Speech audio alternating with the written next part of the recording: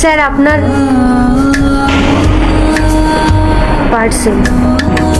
তুমি ওয়াইফ? তোমার বাড়ির লোক তোমার কথা মানেনি, কিন্তু তুমি খুব সহজেই তোমার বাড়ির লোকের কথা মেনে নিয়েছো। তোমার বিয়ে হয়ে গেছে? না, বিয়ের আগে আমার বাড়ির লোক জানতে পেরে গেছিল আমি প্রেগনেন্ট, তাই ওরা আমাকে মাঝ রাতে বাড়ি থেকে বার করে দিয়েছিল।